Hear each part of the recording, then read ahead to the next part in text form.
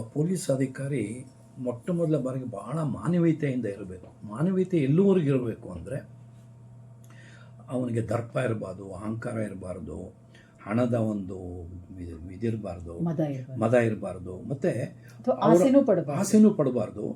ಅವನು first of all ತಿಳ್ಕೊಳ್ಬೇಕು, ಆತ ಸಾರ್ವಜನಿಕರ ಸೇವಕ, ಪಬ್ಲಿಕ್ ಸರ್ವೆಂಟ್.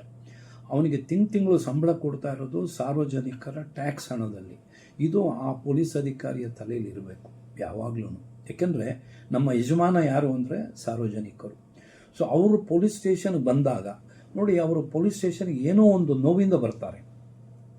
ಏನೋ ಒಂದು ಅವರ ಆಸ್ತಿಗೆ ತೊಂದರೆ ಆಗಿರುತ್ತೆ, ಕಳ್ತನ ಆಗಿರುತ್ತೆ, ಅಥವಾ ಮಕ್ಕಳು ಓಡೋಗಿರ್ತಾರೆ, ಕಿಡ್ನ್ಯಾಪಿಂಗ್ ಆಗಿರುತ್ತೆ. ಈ ತೊಂದರೆಯಲ್ಲಿ ಬಂದಾಗ ಫಸ್ಟ್ ಅವ್ರನ್ನ ಕೂರಿಸಿ ಒಂದು ಕಪ್ ಕಾಫಿ ಕೊಟ್ಟು ಸಮಾಧಾನದಲ್ಲಿ ಮಾತಾಡೋಷ್ಟು ಒಂದು ಮಾನವೀಯತೆ. ಹೌದು, ಇದು ನನ್ನ ಥ್ರೂಔಟ್ ಸರ್ವಿಸ್ನಲ್ಲಿ ಮಾಡ್ಕೊಂಡು ಹೋಗಿದ್ದೀನಿ.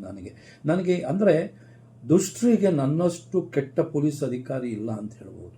ದುಷ್ಟರಿಗೆ ಟೈಗರ್ ನೀವು. ಬಟ್ ಪ್ರಾಮಾಣಿಕರಿಗೆ, ಒಳ್ಳೆಯವರಿಗೆ ನನ್ನ ಕೈಲಿ ಎಷ್ಟು ಸಹಾಯ ಆಗುತ್ತೋ ಅಷ್ಟು ಸಹಾಯ ಮಾಡ್ಕೊಂಡು ಬಂದೆ ನಾನು ಇಲಾಖೆಯಲ್ಲಿ.